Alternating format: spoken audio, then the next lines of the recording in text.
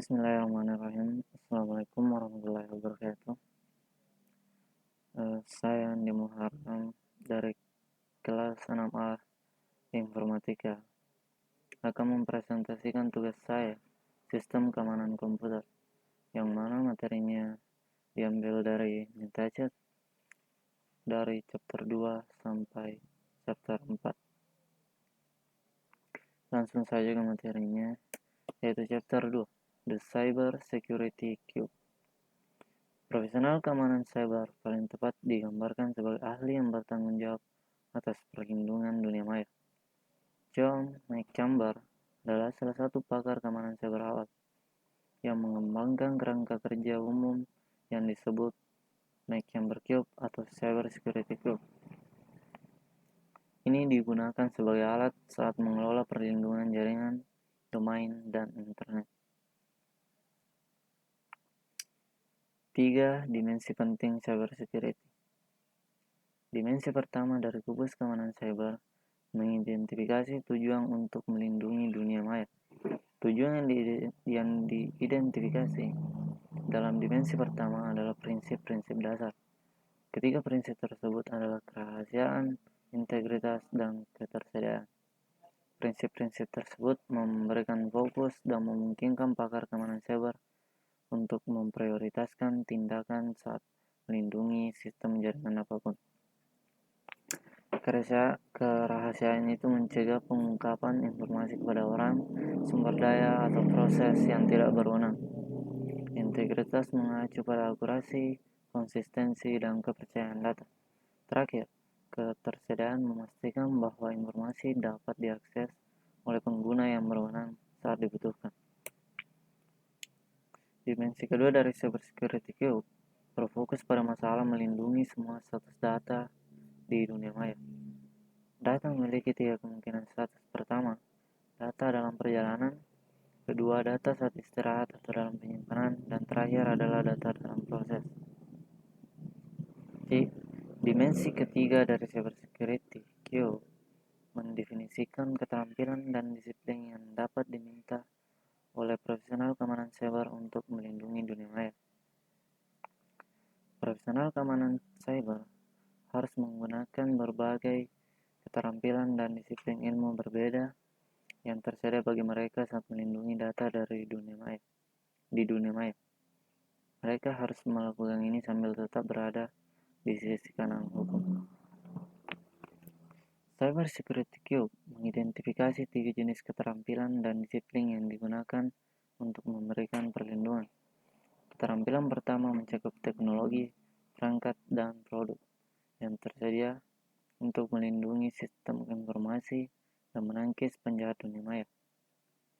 Profesional keamanan cyber memiliki reputasi menguasai alat teknologi yang mereka miliki. Namun, McChamber menginginkan mereka bahwa alat teknologi tidak cukup untuk mengalahkan penjahat cyber. Profesional keamanan cyber juga harus membangun pertahanan yang kuat dengan menetapkan kebijakan, prosedur, dan pedoman yang memungkinkan pengguna ruang cyber tetap aman dan mengikuti praktik yang baik. Terakhir, pengguna dunia maya harus berusaha untuk menjadi lebih berpengetahuan tentang ancaman dunia maya dan membangun budaya belajar dan kesadaran. ISO, and ISMS. Profesional keamanan perlu mengamankan informasi dari ujung ke ujung dalam organisasi. Ini adalah tugas yang monumental dan tidak masuk akal untuk mengharapkan satu individu memiliki semua pengetahuan yang diperlukan. The International Organization for Standardization atau ISO atau juga International Electronic Commission IEC mengembangkan kerangka kerja yang komprehensif untuk memandu manajemen keamanan informasi. Model keamanan cyber ISO atau IEC bagi para profesional keamanan cyber sama seperti model jaringan OSI bagi para senior jaringan. Keduanya menyediakan kerangka kerja untuk memahami dan mendekati tugas-tugas kompleks. ISO atau IEC 27000 adalah standar keamanan informasi yang diterbitkan pada tahun 2005 dan direvisi pada tahun 2013. ISO menerbitkan standar ISO 27000. Meskipun standar tersebut tidak wajib, sebagian besar negara menggunakannya sebagai kerangka kerja de facto untuk menerapkan keamanan informasi. Standar ISO 27000 menggambarkan informasi Security Management System atau ISMS yang komprehensif. ISMS terdiri dari semua kontrol administratif, teknis, dan operasional untuk menjaga keamanan informasi dalam suatu organisasi. 12 domain independen mewakili komponen standar ISO 27000. 12 domain ini berfungsi untuk mengatur pada tingkat tinggi area informasi yang luas di bawah payung keamanan informasi. Controls ISO atau IEC 27002 mendefinisikan kontrol sistem manajemen keamanan informasi. Kontrol lebih rinci daripada tujuan. Tujuan pengendalian memberitahui organisasi apa yang harus dilakukan. Kontrol menentukan bagaimana mencapai tujuan. Berdasarkan tujuan kontrol, untuk mengontrol akses ke jaringan dengan menggunakan mekanisme autentikasi yang sesuai untuk pengguna dan peralatan. Kontrolnya adalah gunakan kata sandi yang kuat. Kata sandi yang kuat terdiri dari setidaknya 8 karakter yang merupakan kombinasi huruf, angka, dan simbol jika diizinkan. Kata sandi peka terhadap huruf besar atau kecil. Jadi kata sandi yang kuat berisi huruf besar dan kecil. Profesional keamanan cyber mengenali hal-hal berikut. Kontrol tidak wajib, tetapi mereka diterima dan diadopsi secara luas. Kontrol harus menjaga netralitas vendor untuk menghindari kesan mendukung produk atau perusahaan tertentu. Kontrol seperti pedoman. Ini berarti bahwa mungkin ada lebih dari satu cara untuk mengenai tujuan. Chapter 3. Cybersecurity Threats, Vulnerabilities, and Attacks atau ancaman, kerentanan, dan serangan adalah fokus utama para profesional keamanan cyber. Ancaman adalah kemungkinan bahwa peristiwa berbahaya seperti serangan akan terjadi. Kerentanan adalah kelemahan yang membuat target rentan terhadap serangan. Serangan adalah eksploitasi yang disengaja atas kelemahan yang ditemukan dalam sistem informasi komputer, baik sebagai target khusus atau hanya sebagai target peluang. Cyber criminals mungkin memiliki motivasi yang berbeda untuk memilih target serangan. Cyber criminals berhasil dengan terus mencari dan mengidentifikasi sistem dengan kerentanan yang jelas. Korban umum termasuk sistem yang belum ditambal atau sistem yang hilang dari deteksi virus dan spam. Kita lanjut ke malware and malicious code. Apa itu malware? Perangkat lunak berbahaya atau malware adalah istilah yang digunakan untuk menggambarkan perangkat lunak yang dirancang untuk mengganggu operasi komputer atau mendapat akses ke sistem komputer tanpa sepengetahuan atau izin pengguna. Malware telah menjadi istilah umum yang digunakan untuk menggambarkan semua perangkat lunak yang bermusaran atau mengganggu. Istilah malware mencakup virus komputer, worm, trojan horse, ransomware, spyware, adware, scaleware, dan program jahat lainnya. Malware mungkin terlihat jelas dan mudah diidentifikasi, atau bisa sangat tersembunyi dan hampir tidak dideteksi. Tipe-tipe malware. Virus adalah kode executable berbahaya yang dilampirkan ke file executable lainnya, seperti program yang sah. Sebagian besar virus memerlukan inisiasi penggunaan akhir dan dapat diaktifkan pada waktu atau tanggal tertentu. Virus komputer biasanya menyebar melalui salah satu dari 3 cara. Pertama, dari media yang dapat dipindahkan, kemudian dari unduhan internet, dan terakhir dari lampiran email. Virus bisa tidak berbahaya dan hanya menampilkan gambar atau juga bisa merusak, seperti yang mengubah atau menghapus data.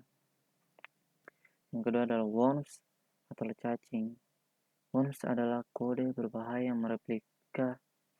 yang mereplikasi dengan secara independen, mengeksploitasi kerentanan dalam jaringan. Worm biasanya memperlambat jaringan, sedangkan virus membutuhkan program host untuk berjalan. Worm dapat berjalan dengan sendirinya. Selain infeksi awal, worm tidak lagi membutuhkan partisipasi pengguna. Setelah worm mempengaruhi sebuah host, ia dapat menyebar dengan sangat cepat melalui jaringan. Trojan horse.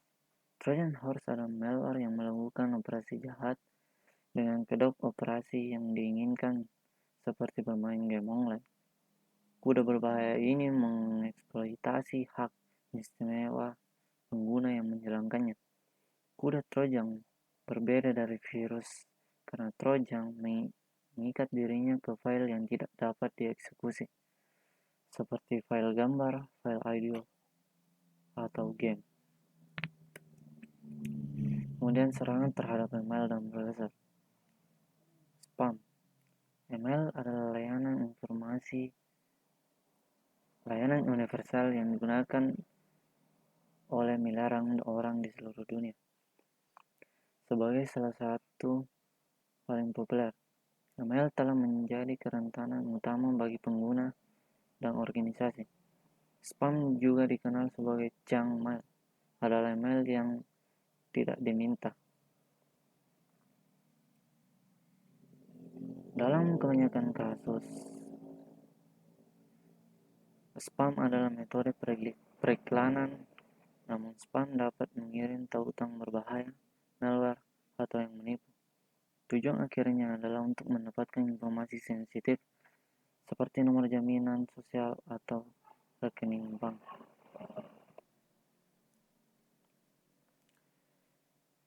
Browser plugins and SEO poisoning. Pelanggaran keamanan dapat mempengaruhi browser web dengan menampilkan ikon pop-up, mengumpulkan informasi pengenal pribadi, atau memasang adware, virus, atau spyware. Seorang penjahat dapat meretas file yang dapat dieksekusi browser, komponen browser, atau pluginnya. Plugin